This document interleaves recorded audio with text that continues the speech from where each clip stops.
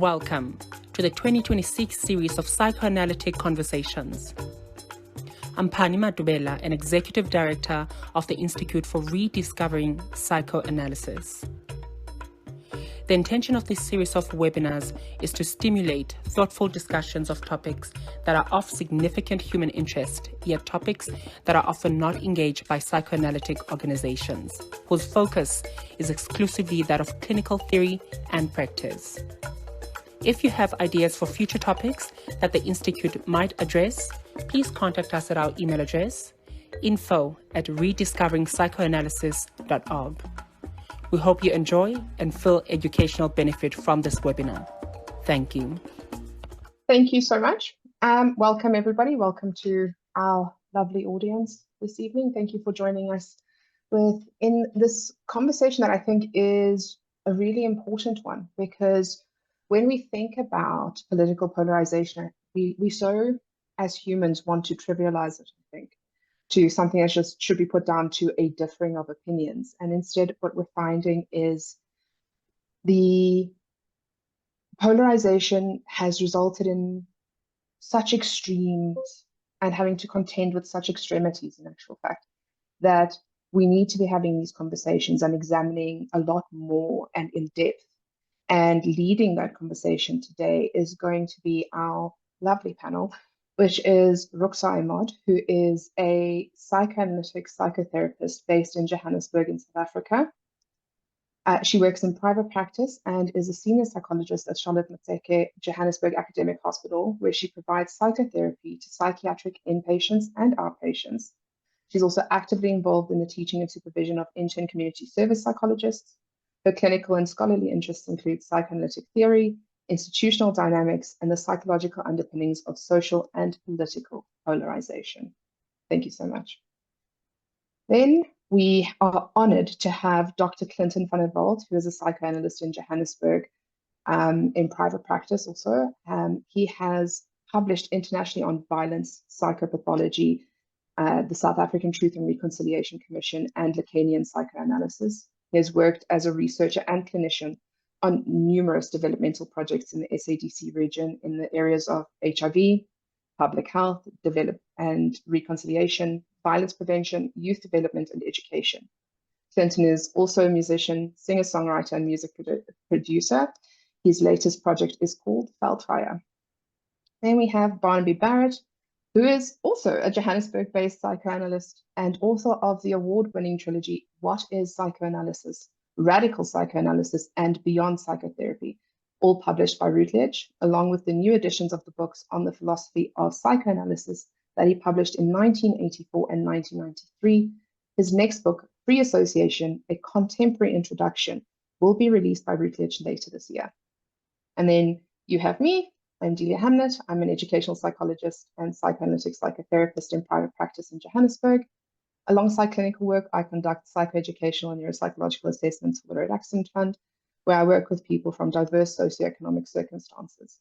I originally trained as an educator and spent more than a decade working with adolescents. My special interests are neuropsychology, gender and identity, and the psychological impact of broader social and political forces. Now, as I've said, welcome to this conversation today. And today's topic is the psychodynamics of political polarization. And in addition to the four of us that I have introduced here this evening, we will have a section where the people in our audience are going to contribute their comments, their thoughts, their criticisms. But, and I want to just point this out here, please be aware that this webinar is being recorded. So in order for it to be uploaded on the internet as a podcast. So if you speak, your image, your voice will be recorded and made available for the published podcast. So we will immortalize your opinion on the internet for anyone to find. Your child, your grandchildren, your high school crush, if you will.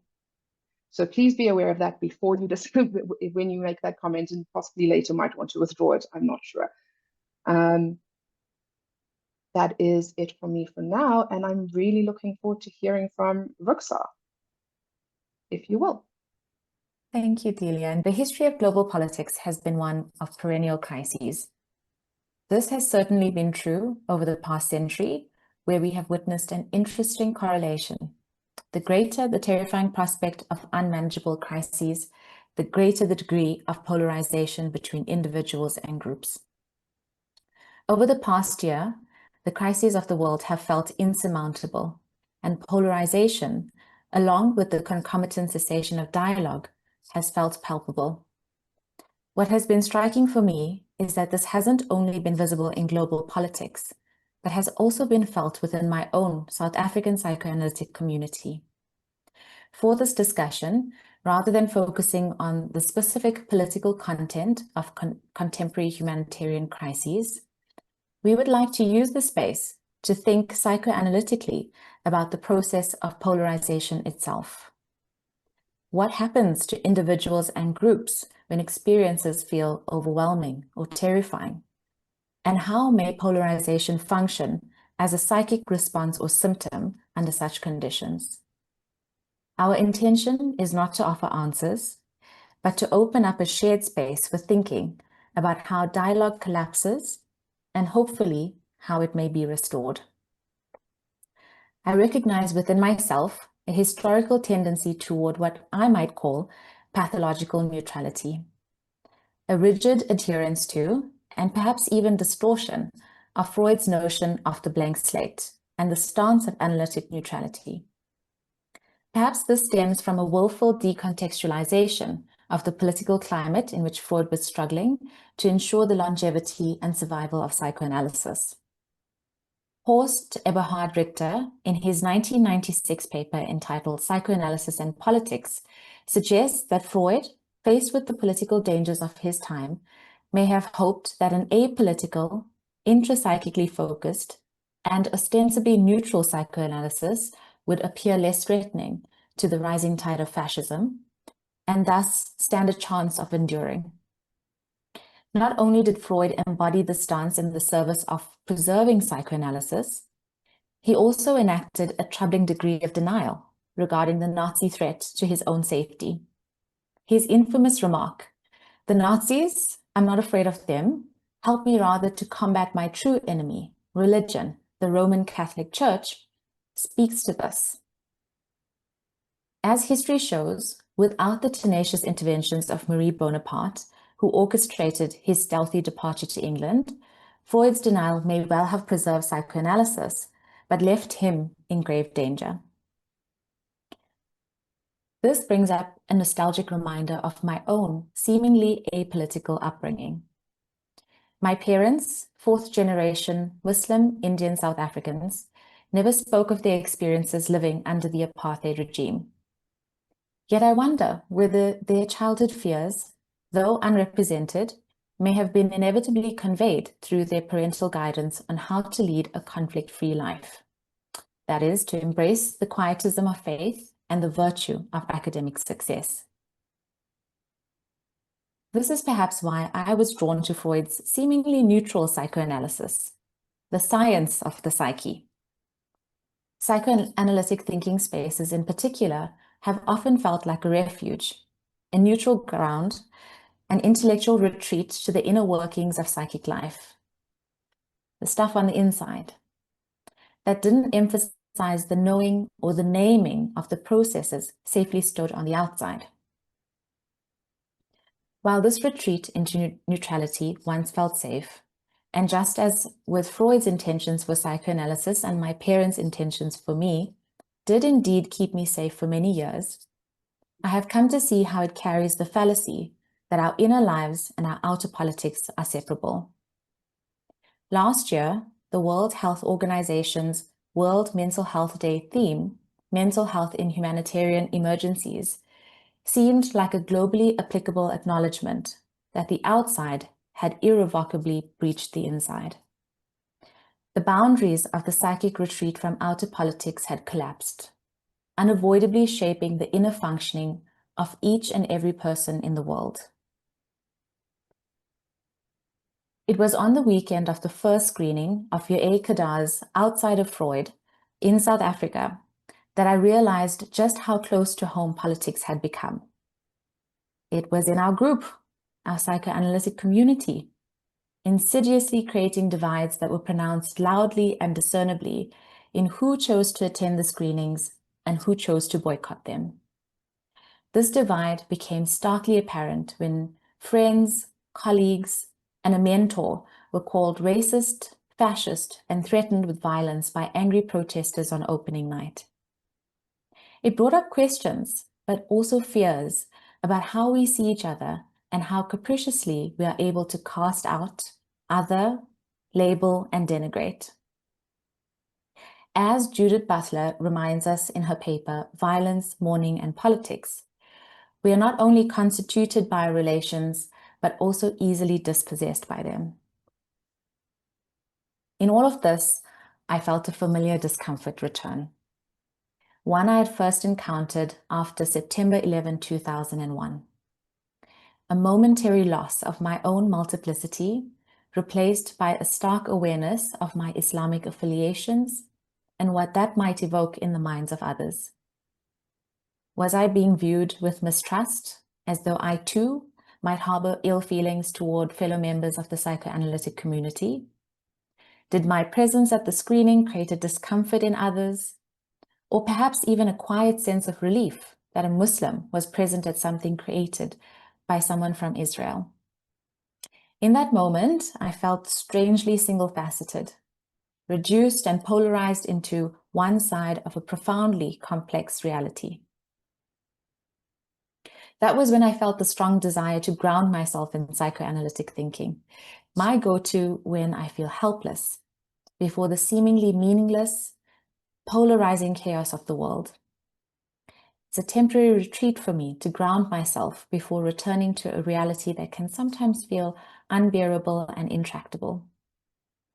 I held on to IPA President Harriet Wolf's discussion on the IPA Talks on Psychoanalysis podcast that I recently listened to, where she asked, what can psychoanalysis offer to alleviate toxic polarization?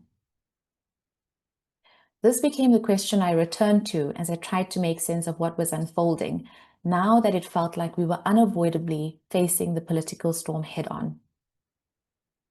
As I sought refuge in theory, I was curious about what was interfering with, as Harriet phrased it, our unique professional ability to listen well, to hold different and sometimes opposing thoughts or feelings at the same time, and to listen to others and ourselves without judgment.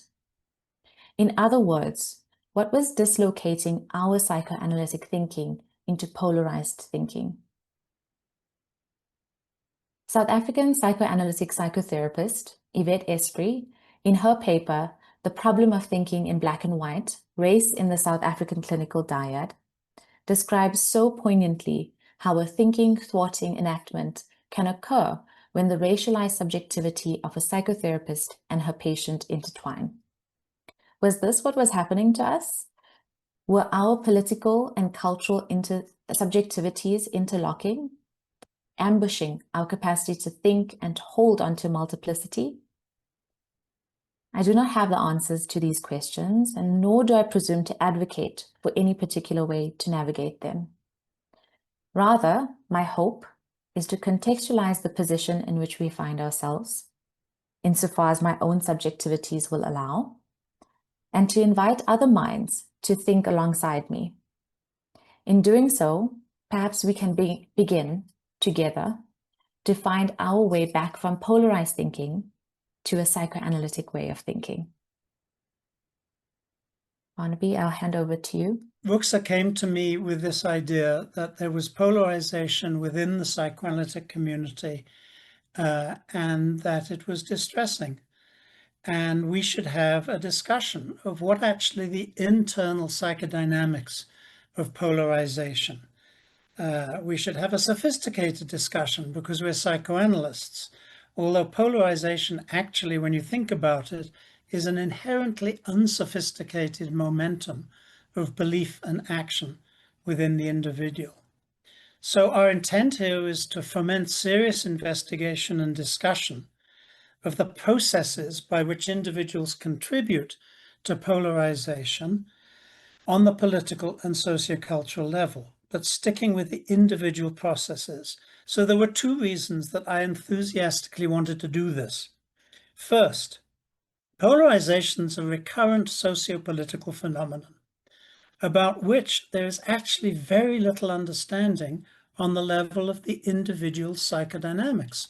We know what happens to groups, but what is happening to the individuals within those groups? The literature from social psychology is some help, but it's really limited, as is the case with much of the social sciences outside of psychoanalysis, by the persistence of the rational actor assumption about human behavior. The literature from psychoanalysis is really sparse. I'm not here belittling the work of articulate commentators like Kirk Schneider. In 2013, he wrote a book called The Polarized Mind, with the interesting subtitle, Why It's Killing Us and What We Can Do About It. It's a hard-hitting book in some respects, but it doesn't really provide answers, nor is it very sophisticated on a psychoanalytic level. Schneider is very much a humanistic psychology. I'm also not wanting to belittle the contribution of psychoanalyst David Levine. His 2018 book, Dark Fantasy, Regressive Movements and the Search for Meaning in Politics, is actually very well worth reading. And there are other books. But my point is that the list is not as long as one feels it should be, given the enormity of the phenomenon and the importance of it, and what you would hope psychoanalytic thinking could contribute. So for me to now examine this phenomenon, or more precisely these phenomena, actually meshes with something I've been interested in a number of years. In 2023, I presented a paper at the IPA Congress in Cartagena entitled The Ecstasies of Mass Psychology, Notes on the Libidinality of, quote unquote, losing one's autonomous mind. It also, for me, meshes with my published writings on the rise of fascism and the erotic dimension of escalating Nazi affiliation in the 1930s. Think it's a prime example. Think, however, in Berlin, which was a most liberal, open-minded, and sophisticated cultural capital of Europe in the early 1930s, to rapidly becoming the epicenter of fascist dogma, racial prejudice, and authoritarianism, and of course, violence. We should ask what happened in the minds of the so-called average citizen in Berlin in the 30s, as he or she acquiesced to or vigorously incited and participated in such a dramatic shift of polarization. Now, the second reason that I was enthusiastic to join Ruxar in her proposal is that, from my personal experience alone, 2025 appears to have been a year of multiple serious and consequential instances of very disquieting, alarming even, polarization, not only on the global level, but also within local and international communities of nominally psychoanalytic sophistication. Yeah, within the community of psychoanalysts. How much does it shatter our idealization of what I consider the most precious of disciplines, to find that psychoanalysts can all too easily lose their dedication to the self-interrogation of their positionalities, relinquish their alleged commitment to the reflectivity of dialogic understanding, and then engage in the cold shouldering, or worse, of colleagues who have different persuasions. Here, Ruxar and I, as she mentioned, we're going to insist that tonight we discuss the polarization in a theoretical manner. That is, we do not want to get into the specific socio-political issues around which polarization has or is occurring.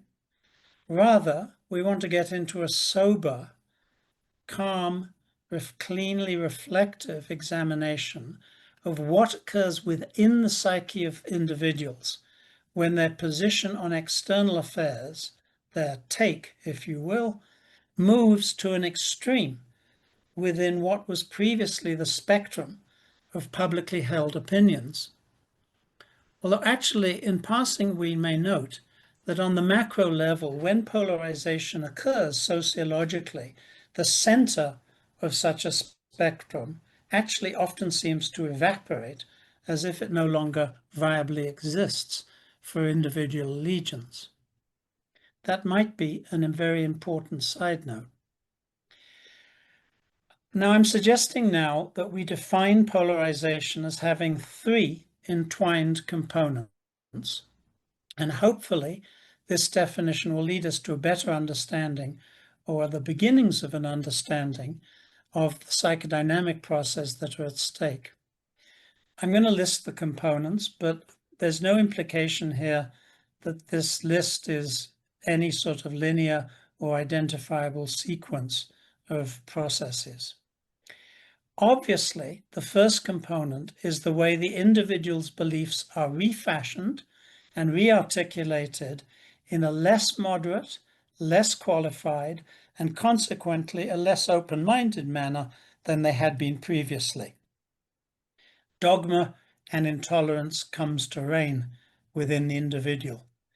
As I mentioned just previously, the liberal-minded citizen of Berlin in, say, 1933 becomes the staunch supporter of the Nazi Party by 1937, no doubt coming to believe in the genocidal politics of racial purification.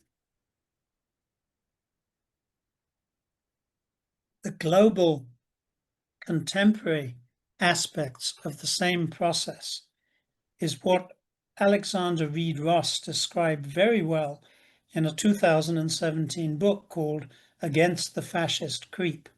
Fascist creep being the move of liberal people towards extremism. And interestingly, it's not just cognitive in a sense. The polarized individual often appears to forget, at least on an emotional level, the softer and more temperate views that he or she previously held. Now, the second component that I think is important here has two features. One, a receding interest in the fabric, the nuances and the determinants of the other's opinions. And with that, an attenuation of critical self-reflection. They go together. Along with the first component, concern or inquisitiveness, both intellectual interest and emotional tolerance towards the positions held by the other wanes. As I'll elaborate in a moment, animosity toward the other increases concomitantly. To the extent that an interest in the other's position is maintained, it might be now described as an interest in order to discredit or to refute, which can be contrasted with a more liberal open-mindedness that would be an interest that allows the possibility of giving credence to, and hence understanding, that standpoint of the other. Here, the notion of giving credence to implies the individual's willingness to interrogate his or her stance. In this second component, the two pieces go together, giving momentum to the first component that I mentioned, the increased hardening or closed-mindedness of the individual's own opinions. This implies an increasing failure to comprehend the extent to which the subject constitutes the other, a failure to see the other as, in large measure, one's own construction. Thereby exacerbated distancing and the effusion of hatred readily follows. How often does psychoanalysis demonstrate this dynamic on the clinical scale? I'm definitely not gay, therefore I can hate gays, or at least distance myself from them, and by this simple means I refuse to recognize the stirrings of homoerotic feelings within myself. In many different contexts and contents, This dynamic is very clear clinically. The projection of unwanted aspects of oneself into one's representation of what is other not only causes the cessation of meaningful interaction or reciprocal discourse, but also implies that critical self-reflection has come to a standstill. It is effectively foreclosed. Thus, not only is genuine dialogue foreclosed, but the capacity for serious examination of why one's own beliefs atrophies. No longer is there that sort of reflectivity, even if it was operable previously. This happens even while pseudo-dialogue, which we can find on every nightly newscast, at least in supposedly democratic societies, we find pseudo-dialogue, may initially be paraded. By pseudo-dialogue, I mean the dog and pony show in which protagonists and antagonists toss about what Robert J. Lifton delightfully called thought-terminating cliches, not to mention outright lies. Genuine dialogue ceases as this process occurs, this second process. Then the third process, the third component. As the process of distancing and self-blinkering in relation to self and other, as that occurs, the individual's sense of identification with whatever group thinks like he or she does is concomitantly intensified and solidified. That is, magnified hatred towards the other and all that for which he or she stands, denigration, vilification, and outright violence is accompanied by an ever more fervent affiliation to the group that articulates the individual's own beliefs. In his very brief, personalized sketch of polarization published in David Morgan's 2019 anthology, The Unconscious in Social and Political Life, our own colleague and friend Thackeray Davids emphasizes this crucial role of identification with a group. Polarization invariably involves the amplification and solidification of the individual's attachment to my own people, or our people, to use a phrase that Cyril Ramaphosa overworks. As if relational processes that are inherently fluid are now treated in a hypostatized way, as if they were the connection between things, the mechanics of what Marx called reification. The sense of belonging to a group now becomes paramount, a group that is mostly, but not entirely, defined in terms of a set of beliefs that are anti-other. The corollary of this, as was well discussed in Freud's 1921 critique of Gustave Le Bon's study of crowds, is the process of losing one's autonomous mind. This is a descriptively useful notion, emphasizing, I think, the attenuation of any capacity for critical self-reflection, yet it's not really a descriptor that advances our understanding of the psychodynamics involved, which is why Freud countered Gustave Le Bon. After all, we know that the mind was never autonomously formed in the first place. However, I think the perniciousness of the processes we're discussing that inflame group identity and catalyze the individual's merger with what has been called a collective mind, or crowd mindset, as Le Bon termed it, I think this cannot be overemphasized.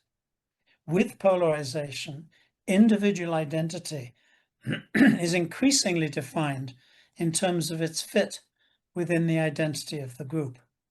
Belonging to the group and not being different from its normativity, the normativity of its standards, becomes of extreme emotional salience. Now, psychoanalysts have extensively discussed the processes of othering, but here I believe it's incumbent for us to examine a question that is perhaps less palatable and that is shrouded by the appearance of being self-evident. Why Why is a sense of belonging seemingly so important to us? And thus, why can identification with the group readily become exacerbated to the point where emotionality, lack of reasoning, suggestibility seem to prevail with the individual more than ever? Now, we all know that Donald Winnicott told us that home is where we start from, but this does next to nothing to explain why homelessness, figuratively speaking, is so frightening to us, even throughout our lives as independent adults. Nor does it explain, except at the most superficial level, why the familial home becomes extrapolated to a tribe, a religion, a nationality, entities to which individuals often devote their lives, very often without really knowing why. Yet the so-called need to belong is unquestionably the substratum of fanaticism as well as fascism. Thus, for example, we arrive at, quote, people who will say, I'm ready to die for my tribe, my religion, my country, and even more certainly, I'm ready to exterminate those with other allegiances. In Wilfred Owen's brilliant poem written during the First World War, Dulce et decorum est pro patria mori. It is a sweet and wonderful thing to die for one's country. Now, all too frequently, and this I'm challenging, because all too frequently psychoanalytic writings present the need to belong as if it's merely natural, doesn't require examination, doesn't require critique. Now, of course, we can accept that identification with those who have performed maternal and paternal functions of early caretaking is not to be contested. But it can't be ignored that all such processes of identification are actually inherently conflictual in their origination as well as in their later performance. So we're not disputing the need for early identifications, and we are not overlooking the fact that they're always conflictual. So unless we subscribe to one of those dubious schools of so-called psychoanalysis that propose that there is an innate, envious and destructive hatred of anything that is good about the other, written into our genes, then we need better theorizing about the psychodynamics of identity formation. Specifically, not only a deeper exploration of the way in which familial and tribal attachments are at root erotic, libidinal, and even ecstatic in the exuberance of what is ultimately fanaticism, and hence the profound and diverse ways in which homelessness terrifies us. Not only that do we need a deeper explanation of, but we also need a critical examination of the way in which these experience near modes of attachment to maternal and paternal functioning mushroom disastrously into identification with groups that are far from immediate experience. To greater or lesser degree, tribe, religion, nationality, they are all more or less abstractions. There's a very nice book by Isabel Wilkerson called Caste, which shows that the divisions of humanity to which we affiliate, the divisions of caste, class, tribe, religion, nationality, are more or less abstract. She calls them lies, but I think you get the point, that it is absurd to treat these things as if they were self-evident entities to which the individual can identify. So finally, it seems trite but essential to state that fear is endemic to each of the three components of the polarization process that I've mentioned. As proponents of psychoanalytic wisdom, we must articulate how, contrary to mainstream platitudes, we're called to broadcast our insight into the extent to which external circumstances only become fearful to the degree that they trigger fears that are deeply internal. This is basic psychoanalytic insight going all the way back to Freud's early writings on war trauma and its repetitive nature, even though it doesn't appear to be a repetition.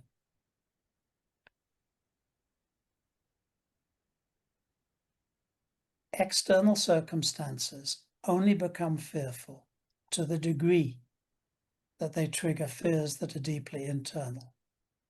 Of course, we can articulate this in a way that looks absurd, but it has a kernel of insight here that is invaluable, and the public doesn't want to know it. And for that reason, it must be all the more diligently proclaimed. Although psychoanalytic wisdom has become disastrously mishmashed and all but obliterated by innumerable pundits, variations in theorizing, insights, and blah, blah, blah, I believe we know that internal fears are not the internal fears that we have. If you take the whole geschmeal of psychoanalytic knowledge, you find that there are, in a way, two types of internal fear that are irreducible. Terror of non-being and the terror of what has traditionally been called castration, which I'll redefine in a moment. Although presented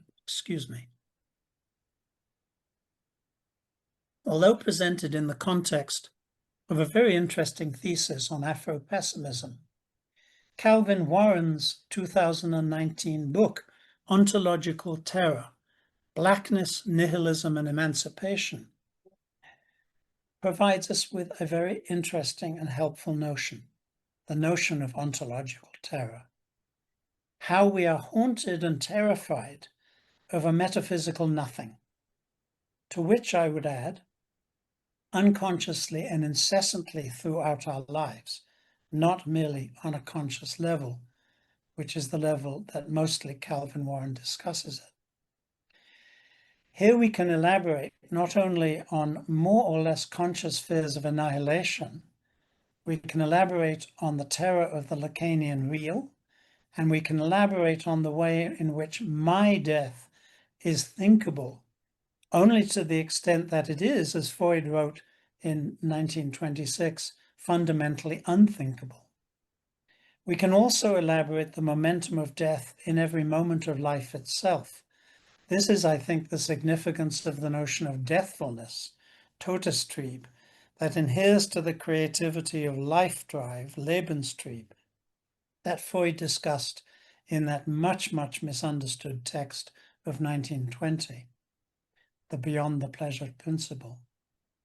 Now, the trope of castration, which Freud discussed first in 1908 and later in the 1920s, he insisted is the basis of personality formation for both male and female, and it has been much, much misunderstood, including by Freud himself.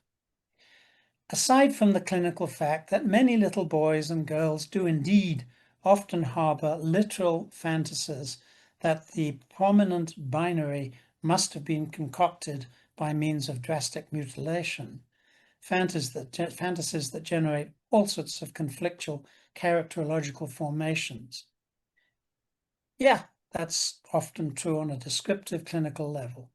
But we now understand the notion of castration in a manner that is wider and deeper.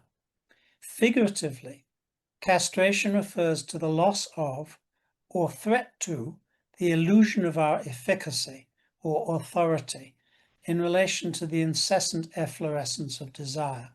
And desire entails deathfulness. So these two irreducible sources of fear are in fact deeply linked. What I am petitioning as if separable, two things, two modes of internal fear, are not actually clinically or existentially separable. But thinking about them this way does provide us with a mandate for the contribution of psychoanalysis to the possible, but I think unlikely, survival of the species. As challenging as this may be, we as psychoanalysts are called to disseminate the message to all people, including ourselves, in the process of polarization. And the message is, what you think you fear is not what you really fear deep down. Thank you. Please continue to share your thoughts with us. Certainly. So in all of this, earlier on, when we first began thinking about how to discuss this fraught topic within our community, local theatre staged Amy Komorowski's production Sarajevo. This was a haunting play that captures the psychological devastation of polarization and binding patriotism on love, friendship, and identity, set in the capital city of Bosnia.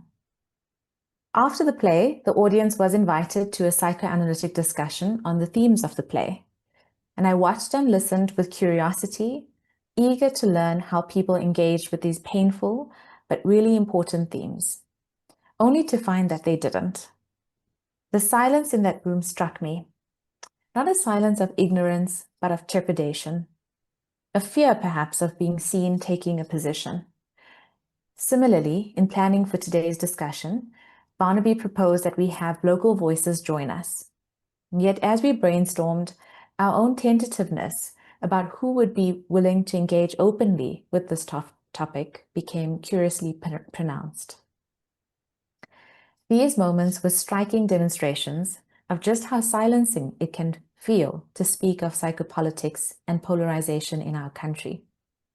I was reminded once again of Yvette Espry's reflections on how much more freely her thoughts flowed when she wrote about race for an international journal rather than a local one, and how it often seems that South Africans living abroad find it easier to give voice to their experiences of race and difference back home. This raises questions about authorship.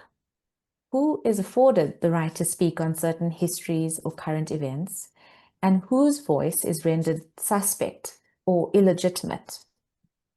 Under such conditions, dialogue risks collapsing, not only because positions harden, but because speech itself becomes fraught, regulated by questions of legitimacy, proximity, and moral authorship.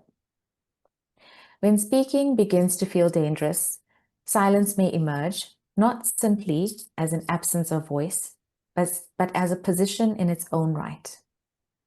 It is this silence and the psychic meanings it may carry that I want to stay with for a moment. What does the silence mean? In a time when overt, concrete declarations of allegiance have become the quickest way to ease social tension, to distinguish friend from foe, does this abstinence suggest that many of us have retreated into the position of the bystander? Maybe, but I think there's more to the seemingly passive bystander position than meets the eye. As Nancy Hollander observes in her 2006 paper, Psychoanalysis and the Problem of the Bystander in Times of Terror, the bystander position emerges under extreme political oppression as a defense against anticipatory anxiety.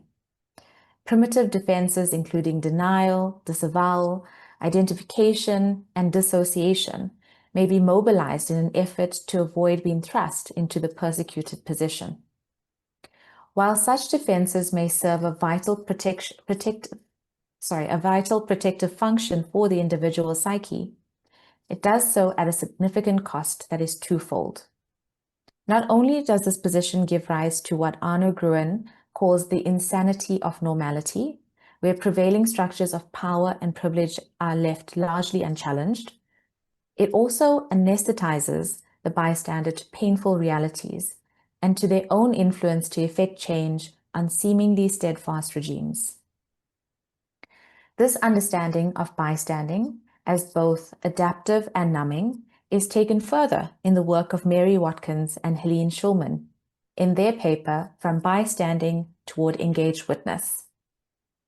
Here, they describe the bystander position as a chronic illness from which one is unaware, a defense that manifests as a deep-rooted negation of witnessing painful realities, one that prevents a working through and mourning of psychic pain perpetuated by the underlying belief that, quote, protest is ineffective, that authorities know better, that getting to the roots of injustice is impossible, and that the systems that manufacture injustice and violence are beyond one's control, unquote. I believe that this is an important perspective to hold in mind, not to excuse the silent position of the bystander, but to contextualize just how intertwined the socio-political order and psychic life are with each other. What has been striking for me then is how closely the position of the bystander parallels the idea of pathological neutrality in psychoanalysis that I introduced earlier.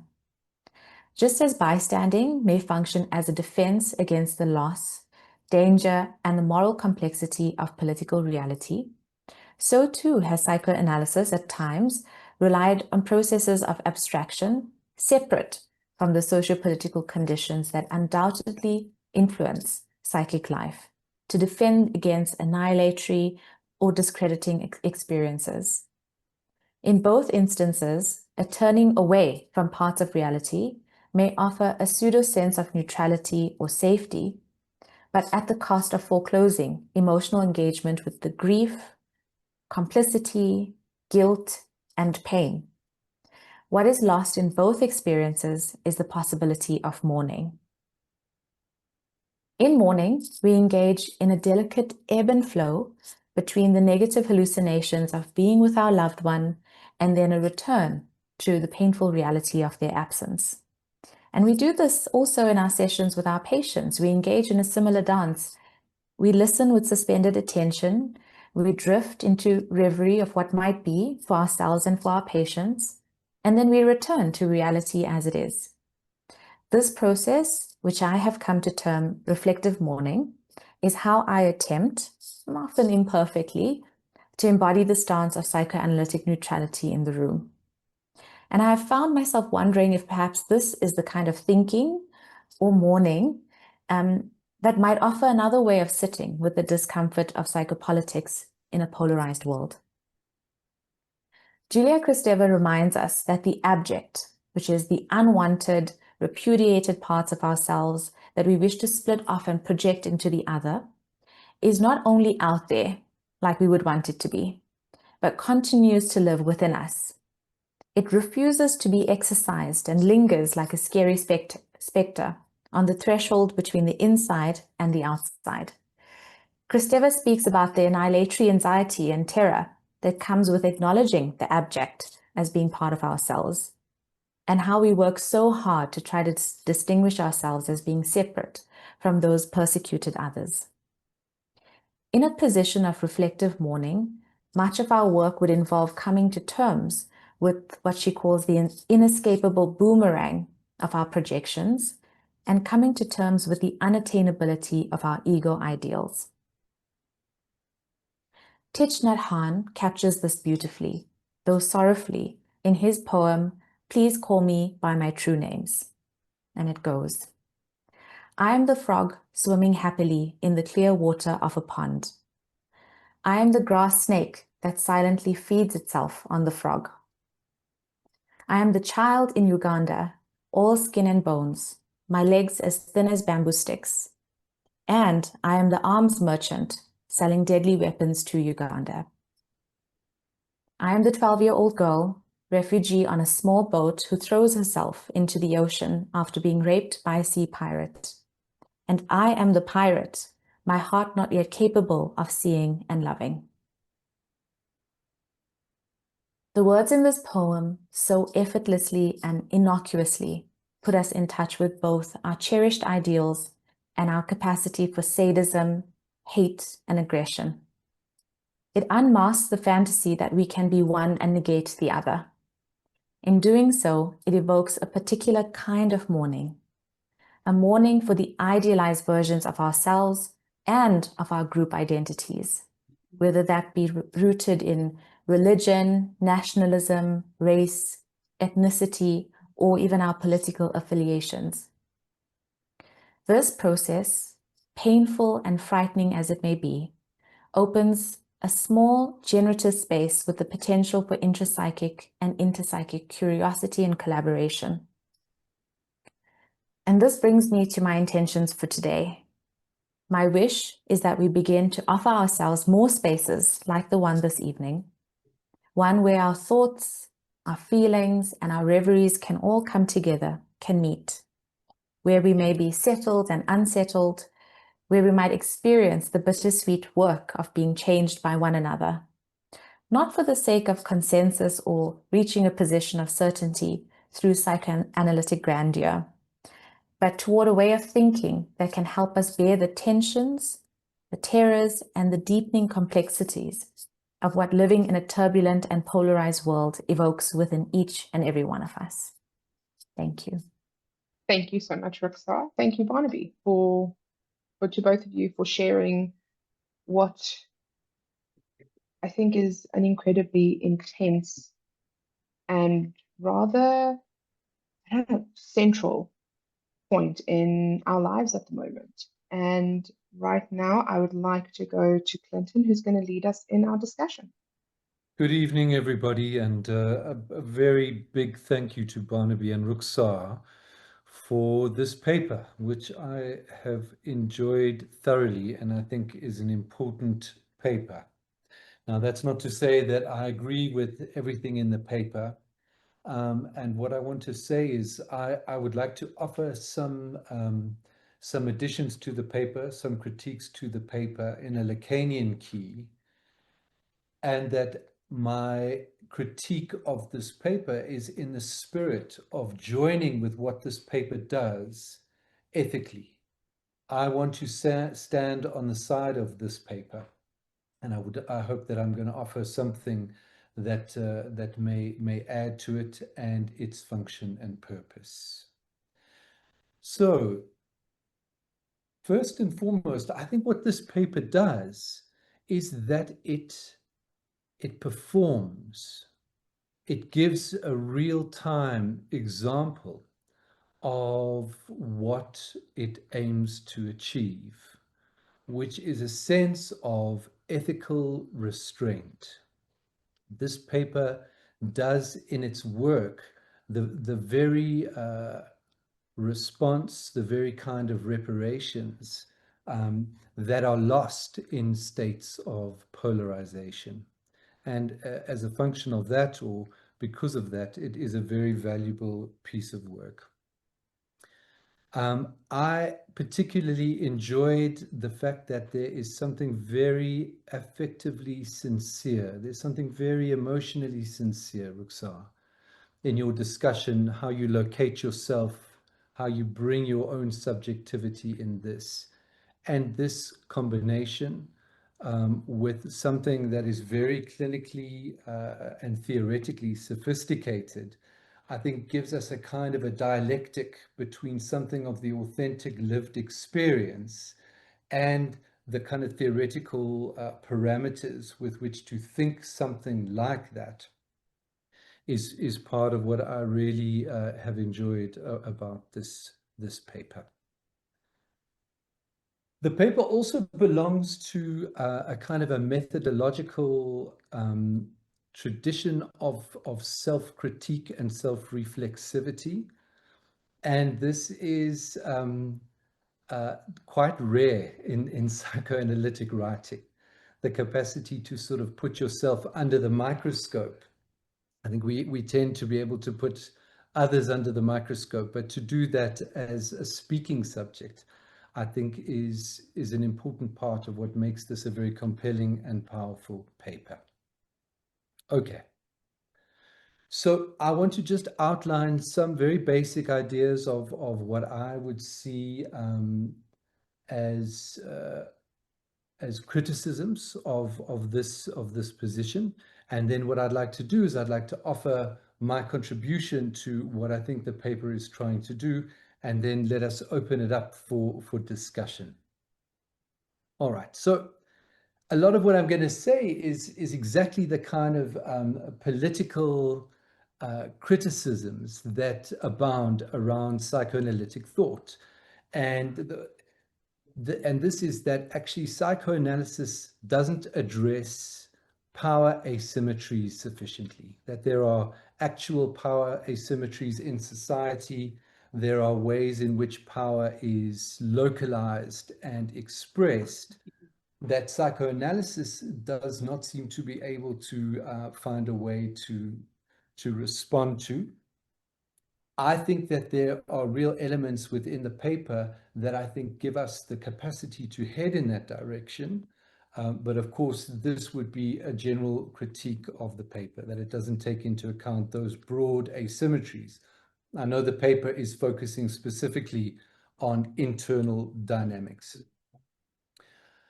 There is a risk, of course, and again, we would hear this trope, this critical trope, quite often with regards to psychoanalytic thinking, of psychologizing political conflict. And again, I think that while there may be a resonance of that critique, I think that the logic within the paper gives us the stepping stones to be able to respond to something of that critique. All right. And then finally, there's something here that there is a risk of kind of reifying or idealizing the process of mourning, of individual mourning. And there's a risk of seeing that as a kind of some sort of ultimate solution to a difficulty.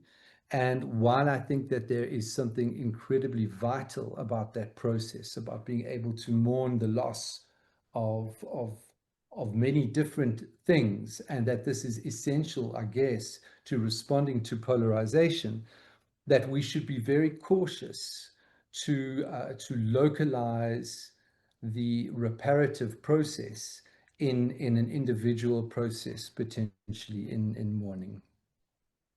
Right, okay. So those very, very generally, very broadly, I would say are kind of my critiques.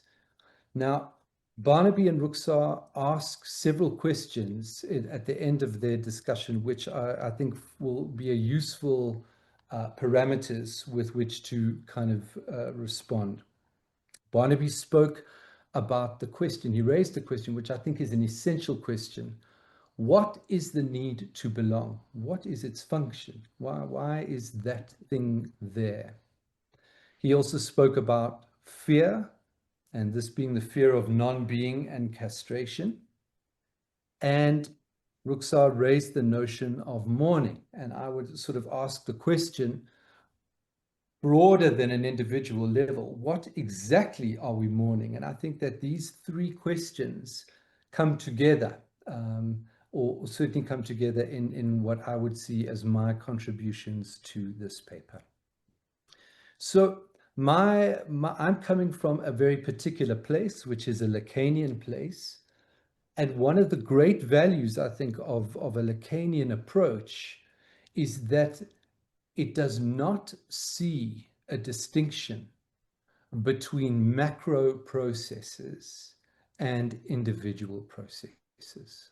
And this, I think, is a fundamental move, a fundamental theoretical tool that begins to be able to protect us from these kind of criticisms that say that psychoanalysis is restricting or limiting its view to the individual. That which causes conflict at a global macro level, a global political level, is not distinct from that which causes conflict at an individual level. And I think that this is a very useful approach. In other words, what I'm saying here is that polarization is first and foremost structural. That there is something about how things are structured that produces this thing, that is an effect of this thing. So whereas Ruxar and Barnaby are taking the approach of saying something like, what are the conditions under which polarization arises and which it occurs? I think the emphasis that I would bring to it in addition is to approach it from the opposite direction, which is to say, what are the conditions under which polarization does not occur? Because polarization is fundamentally fundamental to something of being within structure. Polarization emerges because we are structured and organized in a particular way. Okay, so how does that function and how does that work? And I'm going to make 4 brief points. I hope to make them briefly. They concern Lacanian theory, a little bit of heavy lifting. I'm going to hope to make that accessible, but please stay with me and perhaps we can pick up any questions in the discussion. Okay, so as an opening gambit, what is this guy Lacan about? Why does he regard all of these things as structural, polarization in particular as structural? Well, what he's saying is that we cannot think, we cannot act, we cannot behave, we cannot have an identity. In fact, we cannot desire without representing our fundamental experience. Right? So we cannot think without a representation that will allow us to think. We cannot be an identity without a representation that allows us to be a thing. We cannot even negotiate reality without the very representations that will help us organize that reality. And what Lacan calls representation is language. Right? What he will call the signifier. We basically cannot be symbolic subjects that engage sociolinguistically without language, without signifiers. Okay. So what does this mean? Well, it means that when we take in signifiers to represent our experience, that we also take in its rules. We take in the rules of how language functions. And the rules of how language function fundamentally determine how we are able to operate. So how does language work? We would learn this very clearly and very elegantly described from Freud in the interpretation of dreams. Language works via the axes of condensation and displacement. Metonymy, a metaphor, if you will. Basically, language works as a differential system. So the second you choose a word, you are automatically not choosing other words. The moment that you order a sentence in a particular way, you are choosing not to order it in any number of different ways. And of course, we would recognize this as Psy practitioners. The way that our analysans say things is significant. The words that they use are significant. It conveys something, but it also conveys what they have not chosen to be. So in a very basic way, for Lacan, the moment you open your mouth, you are polarizing and you are othering. I say, I am Clint, and I am a man, and I am white. I am staking a presence for myself symbolically, and I am putting at an other, putting at a distance anything else that is not within that symbolic reference. So when we speak to polarize.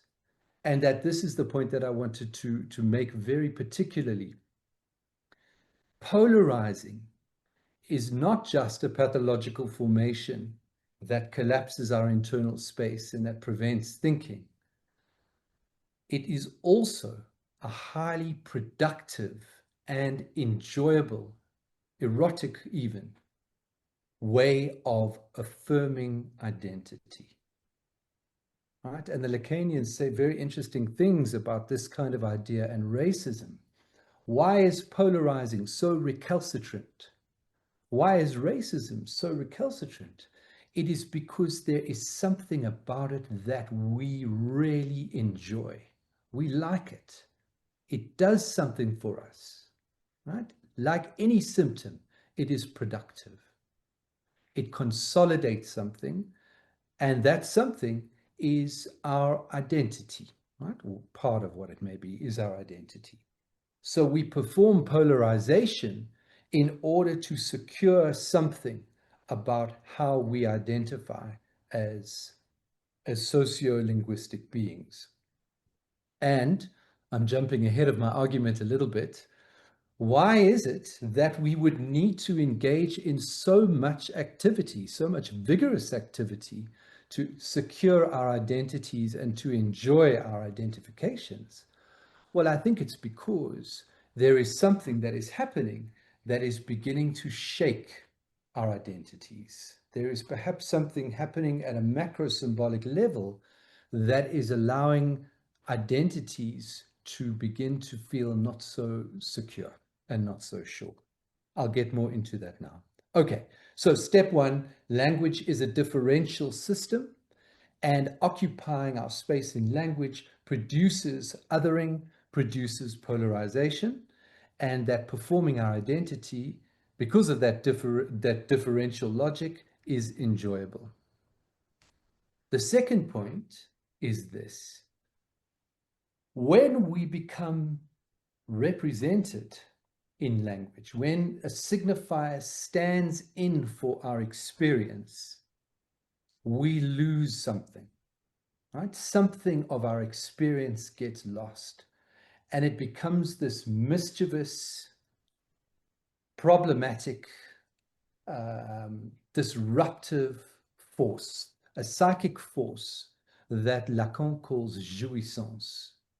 And jouissance is part suffering because we've lost some fundamental connection to ourselves, and part enjoyment, a restless enjoyment that is constantly looking for satisfaction, the satisfaction of wholeness and completeness.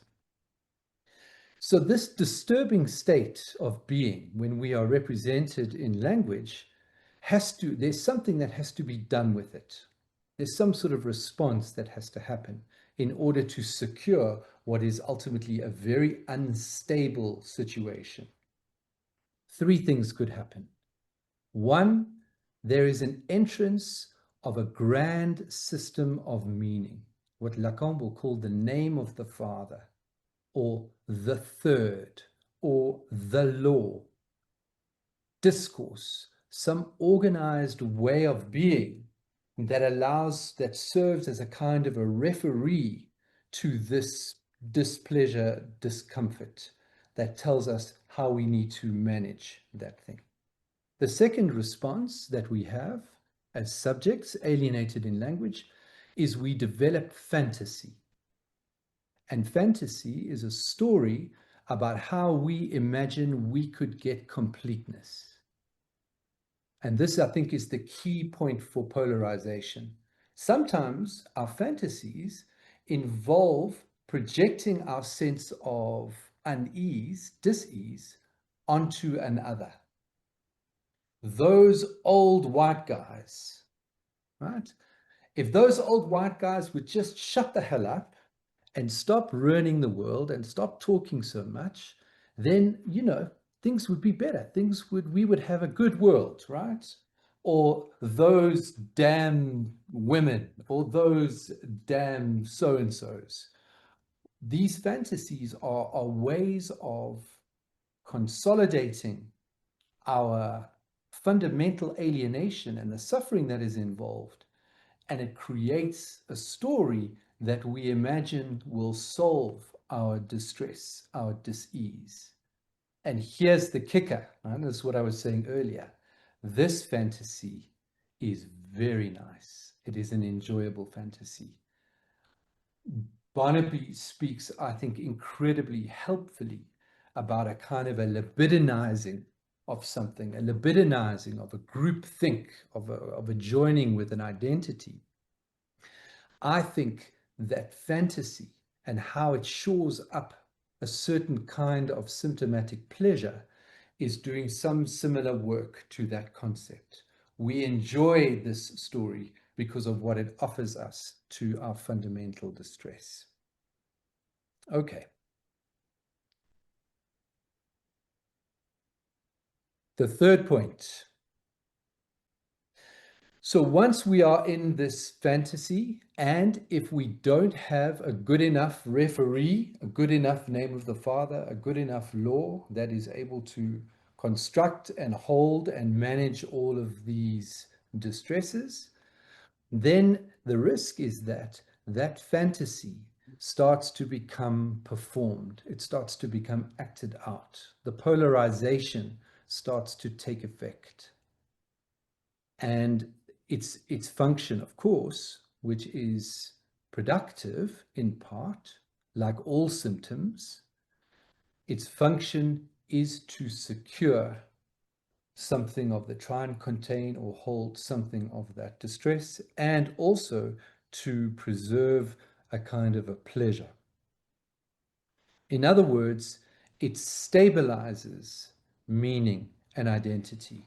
And when I make this point, I'm not making it as a kind of an alternative to what Barnaby and Ruxar are saying.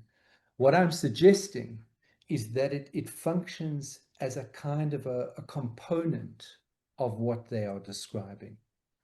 That, in other words, it is an addition to the arguments that they are making.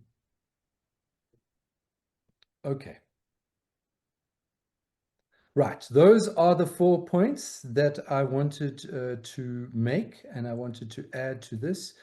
And perhaps we might open up to discussion. Delia, you haven't spoken. Do you have something you'd like to add? Much appreciated.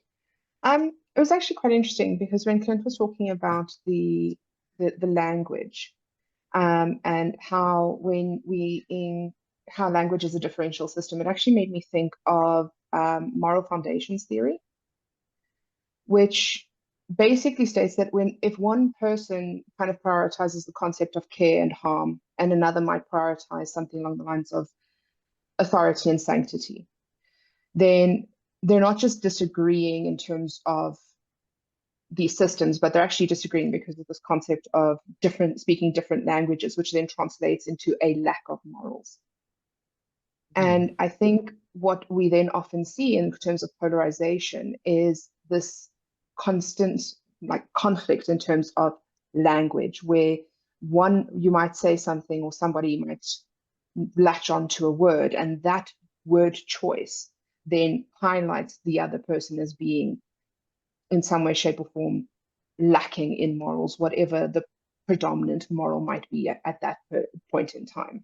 Ruxar and I could undoubtedly respond to Clint, Delia, but also maybe there are people putting their hands up. I don't want Clint, Ruxar, you and I to exclude other people from contributing if there are people with their hands up. Perhaps while we're waiting for the audience, I wondered if I could respond to Delia's comment, which I liked and which I found intriguing. You know, I think some of the complexities around having an argument about meaning and language is that there is an assumption that when we speak, that somehow our words and our ideas somehow transparently map onto something that is actually there, right? Like a certain kind of a relationship to language. And of course, this is not true. You know, that language is actually a thing that kind of constructs, or certainly is a much more compelling version of a thing than what might be actually out there.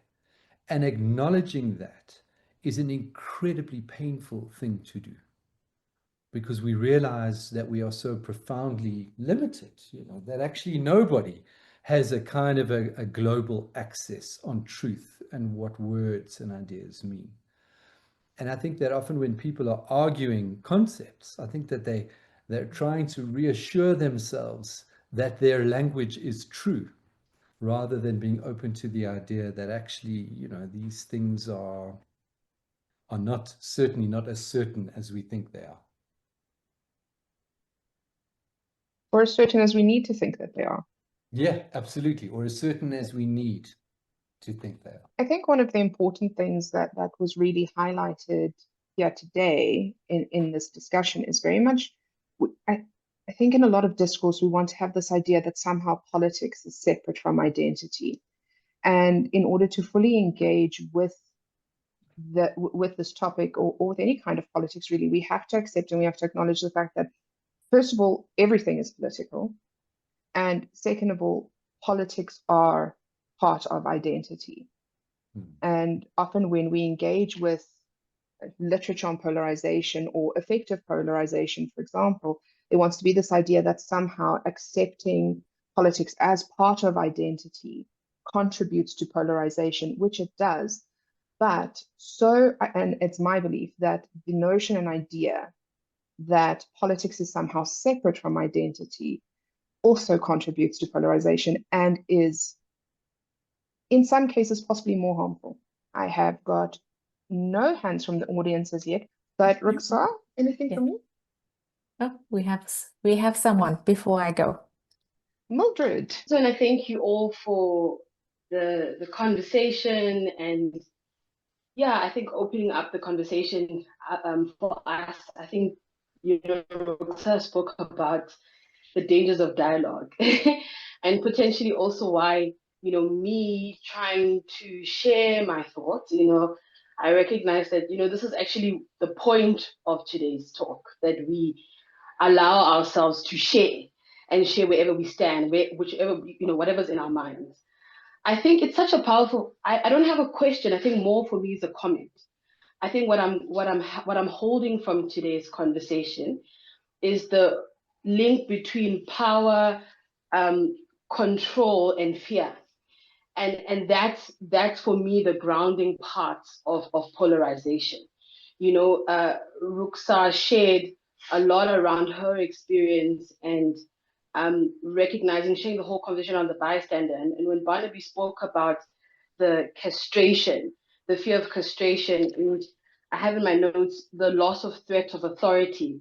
I think as a new person in this profession, a lot of us bystand because of that fear of sharing our thoughts, of sharing or being criticized for having a thought, or taking a side, or standing somewhere. And I think I just want to acknowledge Ruxa's bravery, and Clint spoke about just your authenticity and how raw and real it was. It's such a brave conversation to start and to position yourself, but it's also a scary conversation to continue because of the fear of what analysts would think or what the profession would think. And I think for me, what I'm holding on as a clinician, that you can't separate yourself from the process, and that we should give ourselves the opportunity to acknowledge our fears and our concerns, and how they play in polarization, how they play in power, how they play in control. I think that's what I'm left with after the conversation. Thank you so much for sharing that with us, Mildred. Ruxa. So I think Mildred linked me into a more affective space, because I could feel myself wanting to go into the theory, Clint, that you laid out so nicely. I wanted to fall into my psychic retreat and start exploring, all the theory that you laid out, and answering your question about where mourning can fit into all of that. But I think I want to stay with where Mildred has taken us, because it is terrifying speaking on this topic.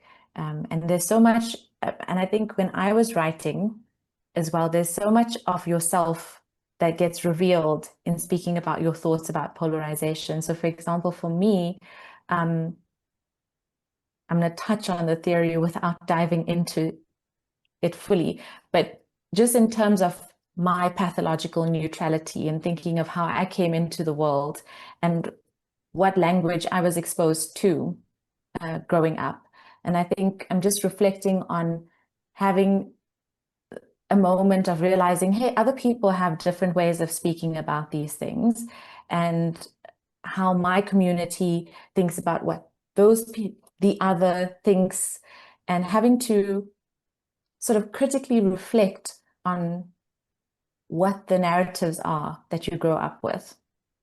I think that's something that I was grappling with through the paper of, do you retreat into the group identity that you come with, or is there capacity to interrogate that without, I think, as Barnaby said, feeling homeless at some point? And I think that homelessness can feel so scary if you lose the only language that you know how to represent things in or with. Like, what do you do? What language do you adopt? What way of representing the world do you take on? And what do you lose with that? And I think that's where my mind goes to mourning, when you have to think about, what do I lose when I start to interrogate the positions that I've come into the world with? I think those are my thoughts. You've raised such a valuable point there, Ruxa, as well, because when one thinks of the concept of homelessness within society, there is a certain loss of humanity. Not even certain, it's a rather obvious loss of humanity, a loss of dignity and respect. And if you apply that loss of homelessness to this, or rather that homelessness and that loss of identity to the self, what are we then left with? And where do we seek refuge? Barnaby? Yeah, this is such an interesting webinar so far, going as it does from the intensely personal and painful to my tendency to go into rather into intellectual theory. I look, when I heard that Clint was willing to respond to Ruxa and my efforts to embark on an exploration of this topic, when Clint said he was willing, I was overjoyed, because Clint, you really do us the honor of an incredibly powerful, thoughtful, appreciative critique of what Ruxa and I are trying to do. And I cannot think of anyone in South Africa or beyond who could have done such a great job responding to our paper. I really do feel, and I imagine that Ruxa agrees with me, that we're deeply honored. And for my part, since 1984, I have been a critique of Lacanianism, but I have been a critic of Lacanianism. But I believe, and I have believed now for the past decades, that one cannot understand psychoanalysis unless one goes through the Lacanian literature, that otherwise one ends up as a misunderstanding of the very essence of what Freud discovered. And we see misunderstandings of what Freud discovered, and the humanistic, for probably Clint won't like that word because it's a very anti-Lacanian word, but the humanistic and existential significance of what Freud discovered, which has got lost in all these theoretical frameworks, ego psychology, object relations, self-psychology, all in some way are misapprehensions, mistakes, what Andre Green called about neuropsychoanalysis, the fourvoiement, the going astray away from what is essentially Freud. So I'm deeply appreciative of what Clint said, and I'd like anyone in South Africa to know that Clint is about to give a 2-day workshop on Lacanian theory, and I really think it will shake up people's thinking and be invaluable, because you have to go through Lacan to understand psychoanalysis. Now, that said, I'm not sure, I can't speak for Ruxa, but I'm not sure that we really were psychologizing in perhaps the way you wondered if we were. I don't think, I believe that the individual shifts are what make for the macro level shift. I don't think we think that. I mean, I don't think we think that individuals make the world and that individuals make the groups and that groups then do the polarizing. I think the groups take a superordinate explanatory position. The macro level takes a greater weight of explanation for all these things.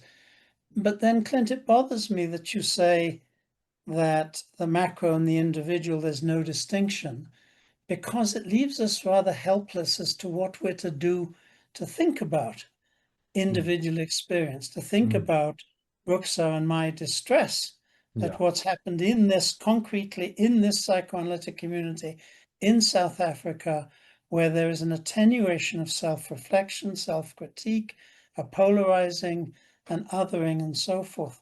Now, against that, you say, and I think it's absolutely excellent what you say, that polarizing has an affirming function.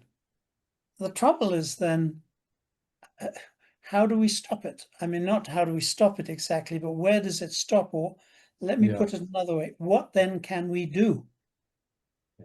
I know that's a quote from Tolstoy, but in my 1984 critique of Lacan, which was very naive and rudimentary, I raised two things which I still think give me problems about Lacan.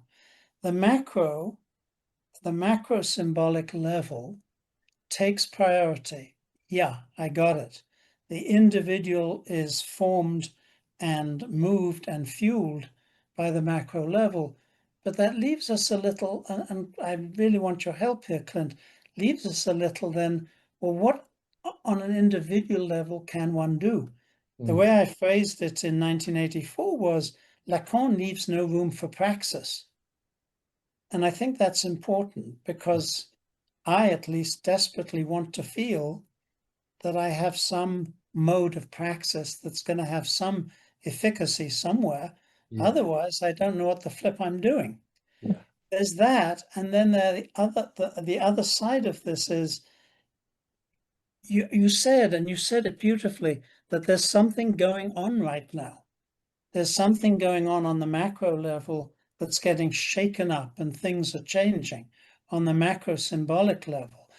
I think that's true, but one of the critiques of Lacan it comes mostly from a Marxist perspective, is Lacan doesn't actually enable us to say very much about the diachronic movement of the systems within which we're formed. He has a lot to say about synchronic aspects of how we're formed, but not the diachronic, not the historical. Now, I don't want to go into heavy theory here of debating, especially my worries about Lacan, my criticisms, well, they're not really criticism, misgivings of the theorist who I think is the most important theorist since Freud himself, no question. And I warmly recommend that we sit at Clint's feet and understand what he has to teach us. But there is some worrying here against psychologizing, which I don't think Ruxa and I were doing, but maybe we were. Maybe we were on the verge of it. But if you shift it over, then you come to all this polarization is going on around us. What can we do? Except a rather pathetic plea for more self-reflectivity, which actually, in a way, you've already disempowered, as I hear it, by what you say about how we're formed by the signifier, and the signifier obeys laws that are macro, and that I agree, we have actually no control over. I'm sorry if this is too theoretical, but I think it goes to the heart of something. In other words, is the project that Ruxa has invited us into to reflect on this, is it actually foredoomed to ineffectuality? So I was really hoping and worried that you would ask me that very question because I was sort of aware of that in myself as a tension, So I suppose the Lacanian trope is to create a kind of, and I'm saying this with tongue in cheek and with a little bit of self-deprecation, is to create a kind of a cult of a cult of non-being, of non-belonging, of, kind of accepting this fundamental sense of being limited. Nobody's got a truth claim. Nobody you know, that we need to kind of create a way to make peace with that. That, as I'm sure you will hear when I speak it, can get us into a little bit of a kind of a relativistic slip and slide where nobody can do anything. So this is my response, and it will not be a complete response at all. But what comes to my mind is Trump and NATO. Right? So when I think about this and what may be, what is happening, I think about Trump as an imaginary father, a father of certainty, a father of kind of absolutist terms, a kind of a function that is by definition polarizing. And I think that what Trump is a kind of a representation, a kind of a macro representation of a certain kind of way of being within language. And then I think about NATO, which is, to my mind, a kind of a representation of what a kind of a paternal function is, or what a kind of a symbolic thirdness is. So those are the immediate things that come to mind. And so what of intervention? What does it mean? If I'm working with racism in my consulting room, which is, I'm privileged to be working in our country, in our context, you know, this is a fundamental, powerful, libidinally intense dynamic that I encounter often in the room. What allows me to intervene with, to interpret with, to engage, to promote transference, to engage in association and a freeing up of that symptom is a law, a fundamental psychoanalytic principle which operates to ground some kind of parameter such that that exploration is possible, which may very well take us to mourning, right? Absolutely. Mourning would be an essential component of that, but perhaps not the definitional component of that. What for me would be characteristic of the intervention is something of the nature of how that space can be held in paternal function. So that for me would be something. How do we have a conversation about polarization? Well, hopefully in psychoanalytic institutions, within the parameters in which the kind of rules of engagement facilitate an exploration of that. The problem with that, Barnaby, as I think you know very well, and Ruxar, that you know well, that psychoanalysis can also become a very pernicious form of meaning. Right? So when psychoanalysis stops functioning as a referee and starts to get in the ring, you know, to have the fight, you know, then we're in trouble. And I think that's the kind of thing. And I think that any hyperactive assertion of meaning, you know, like any what Lacan would call an imaginary consolidation of, you know, psychoanalysis as Superman, or, you know, kind of psychoanalysis as kind of the answer to, you know, everything. As soon as we start getting into those kind of imaginary constructions, then psychoanalysis itself begins to operate as a kind of a pernicious, imaginary, polarizing function. Our work, I think, is to try and restore something of what that kind of structuring is, which I think is a structuring that is being lost in the symbolic universe. I mean, not lost, but I think it's slipping. You know, I think it slips, and I think that the kind of fundamental distress of being human has got nothing to hold it. You know, so it goes or less to hold it. Let me not speak in extreme terms. Less to hold it. So, of intervention, restore structure. Let NATO rule rather than Trump. I think you've raised a very interesting and brought something forward there, because it's such an interesting thing, Clinton, because when somebody asks me what are laws, my response tends to be laws are threats made by the dominant socio-political party of the time, you know, where you will adhere or else. And I think there is there's a nuance to be found here as well, where the notion of polarization, where yes, there is, I think, as you expressed it earlier, there is something almost erotic about it. This need to belong, this living in our confirmation bias, this affirmation of being right, not just of belonging, but not only do I belong, but I am right where I belong. And how to change that, where and I suppose this is possibly where other theories start crowding in, is the notion that if there is a macro system and there's an individual, the interactions between those are reciprocal. Changes in the macro affect change in the individual, and that works the other way as well. An individual change can affect change in the macro system and all the other systems as we see them. And where do we begin? I think we start with having conversations like this one, where we start with a difficult conversation. We start with saying the hard thing. We've noticed this. It makes us uncomfortable. Does anybody want to share their thoughts? And can I pick up the idea of the fantasy that you spoke of? Because I think that's an interesting one. And the fantasies and the stories we tell ourselves and what we project onto the other. And this idea that the story we have will solve the disease, because I feel like there's something important in that.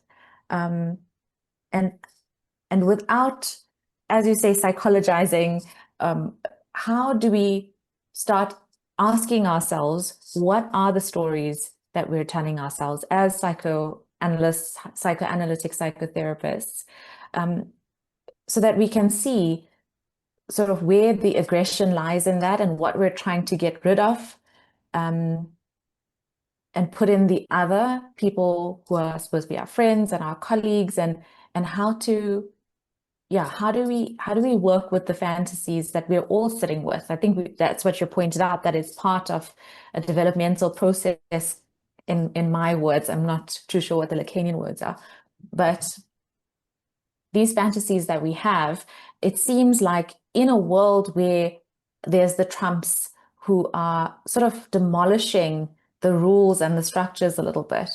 Mm-hmm. What are the fantasies that we tell ourselves now to hold on to something? And how do we start working with that as a community? Looking at fantasies is a critical component of both clinical work but also it's sort of social analysis as well. I think that what we would see, what is a fantasy at a kind of a macro level, it would be nationalism. Nationalism would be a kind of a version of a fantasy.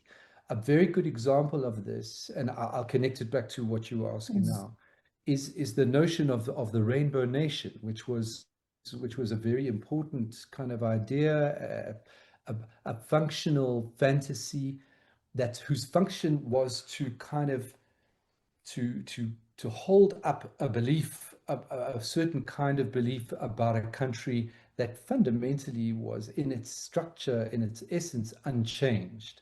So the Rainbow Nation was the fantasy that allowed us all to believe in something that didn't exist in order to get us over the kind of the difficulty of whatever it was.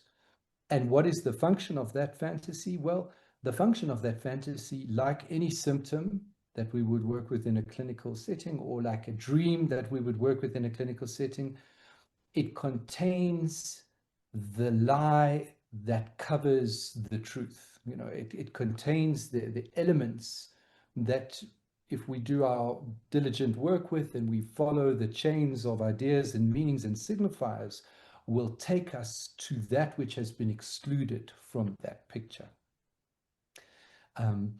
So very interesting. In the Truth and Reconciliation Commission, I did some research, and I found that people who were speaking in the Truth and Reconciliation Commission that used the terms reconciliation, peace, forgiveness, were able to speak so much longer and were given so much more space than people that spoke about, oh, I hate this person, I wish that, that they would be this or that or put in jail. Those people spoke hugely less than the people that were speaking kind of reconciliation. And in that sense, that's a fantasy in action, right? So if you're speaking, I love my brothers and let's all forgive each other, that fantasy allows you to speak in a certain way. And if you're speaking hatred and difficulty, you're not allowed to speak. So the function of a fantasy in a room or in a national sense, I guess, is to provide us with a place where we may begin to do our work of tracing the underneath, of tracing the unconscious, which of course is, I guess, our fundamental job within this kind of discipline and this kind of praxis. Because fantasy is the symptom which speaks to what we have lost in order to operate within meaning. That's its, in a Lacanian sense, that's its particular function. And if you're speaking about the truth and reconciliation, and who was given more time, the people who spoke about forgiveness versus those who spoke about hatred and aggression, could we say both are fantasies, but one fantasy is more tolerable to the world than another? In a way, one part is being negated is the hate, and then the other part, the kumbaya part, is being negated. Yeah. So absolutely. So what you've got there is a kind of a contestation of two different kinds of things.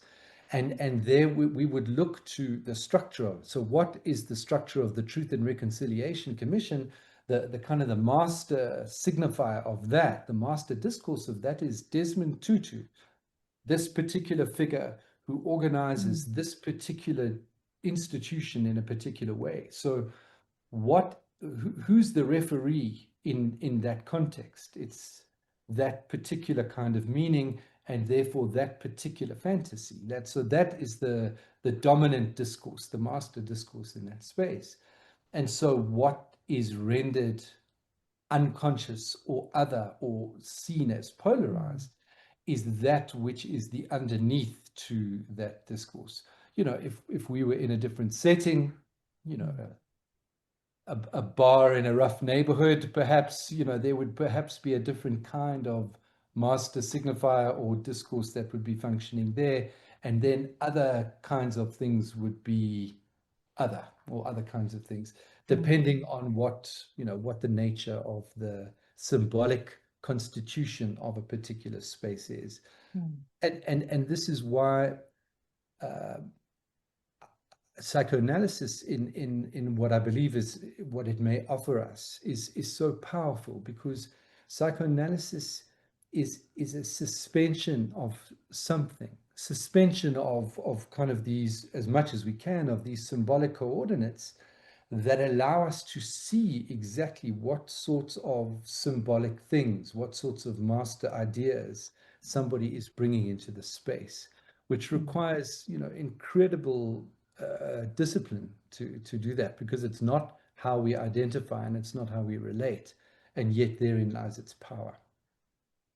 Yes, I like how we've come to this point, because it sort of takes me to this idea that we didn't include in the papers, the idea of the analytic third, and creating a space where all these ideas come in and they kind of get suspended in the center, and we can help each other look at them a little bit more.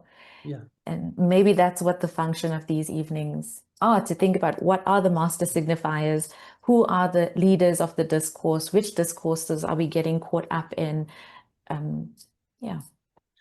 I would absolutely support that, Ruxar, that for me would feel like something about where an intervention would go. And I'd be very supportive of that idea.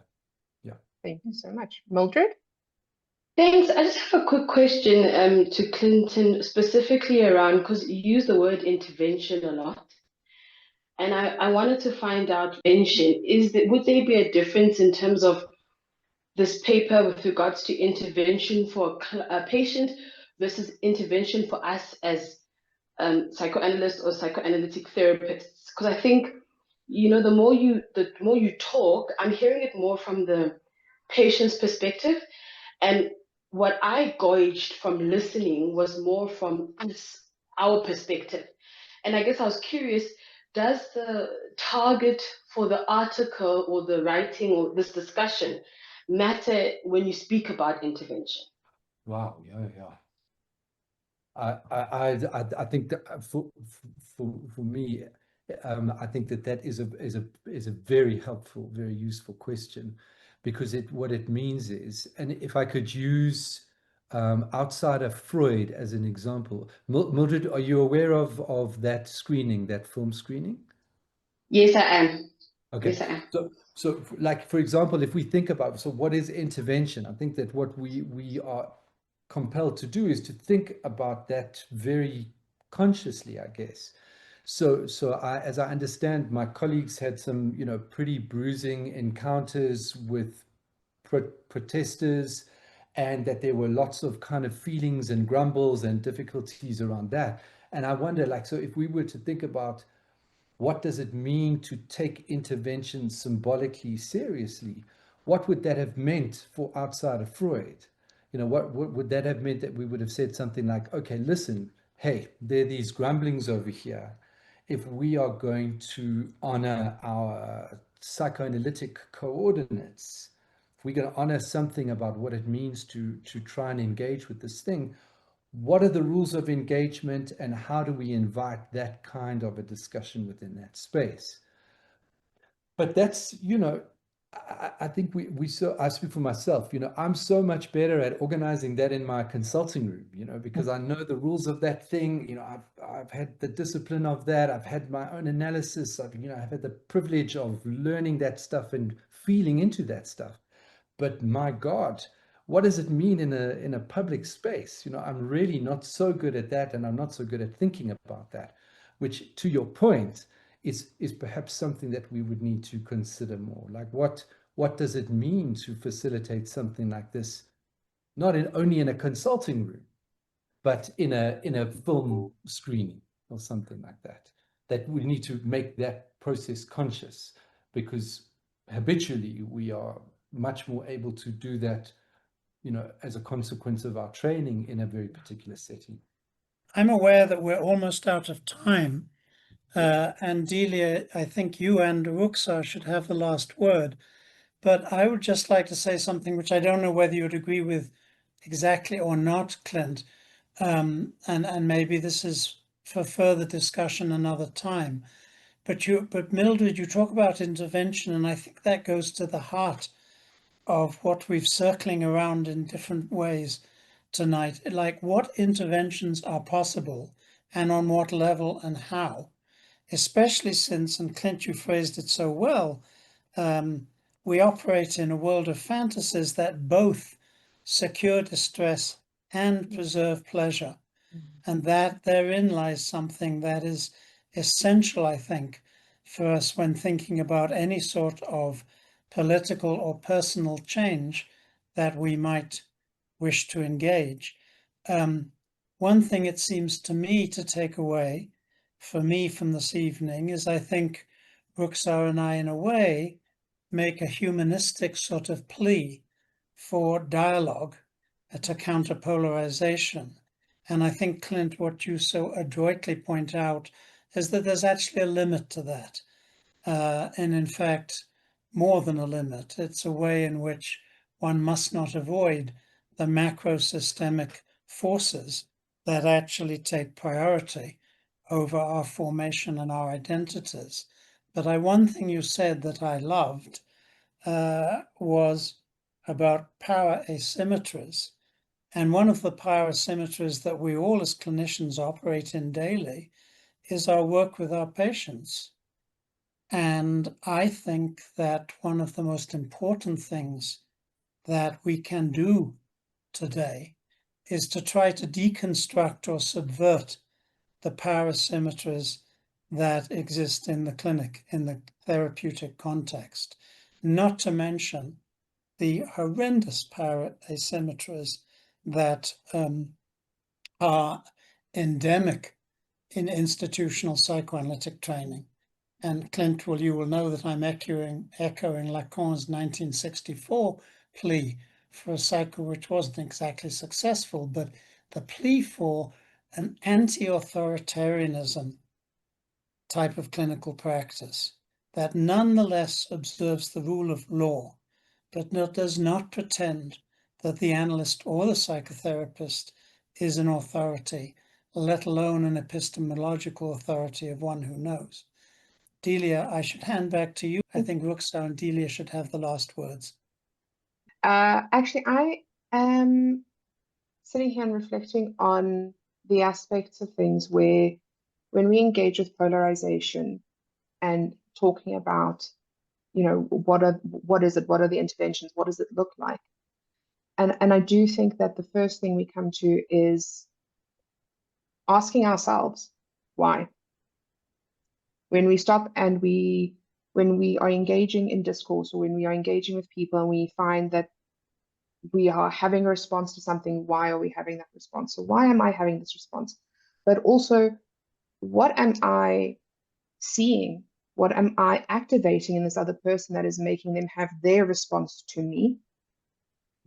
And and if we are going to engage in discourse, engage in not just reflective listening, but looping, to consciously try to reflect somebody's point back to them to the point where they are happy with what you have understood about their point. Just, my 2 cents in the 5 cents jar. But Ruxa, your concluding remarks. I'm aware of time, but I just want to thank everyone. I think I'm going to do a thank you. I want to thank everyone for coming through and sharing their thoughts and sort of starting something that I'd hoped this paper would lead to, which is just more discourse, bringing our thoughts together, creating that analytic third space where we can all start to look at what we bring into these conversations. And so I'm really grateful for that. Barnaby, thank you for entertaining me and my whims and creating this space. And I really appreciate that you gave my voice a platform and my thoughts a platform. So thank you. And thank you to Clinton as well for all your discussant thoughts. We've been calling you the discussant, so all your thoughts. Thank you so much. Yes, indeed. And for sharing a different perspective, a Lacanian perspective, and giving us more sort of stepping stones to build this paper up and give it more rigor and integrity. So thank you so much for that. Thank you, Delia, as well. Yes, but I think that's where I'll leave it. Thank you so much. So thank you as well to our audience for joining us tonight, and to all of our discussants, but also to our producer, Ms. Rotenda Ramadzuli, who is of Fast Pro Productions. Thank you so much for all of your efforts tonight as well. And then to our lovely audience, if you have valued this webinar, please go and tell your friends, your colleagues, that high school crush I mentioned earlier, and circulate our notices. Okay, we look forward to seeing you next week for our next psychoanalytic conversation, or not next week, next month, in fact, on Thursday, the 26th of February. The title is Coming Out in Psychoanalysis. And in that conversation, 2 candidates in psychoanalytic training offered their perspectives on the effects of homophobia and heteronormativity in the procedures and challenges of culture prevailing in many psychoanalytic institutions, as well as in the many precepts of psychoanalytic theorizing. And we look forward to seeing you there. Thank you so much, everyone.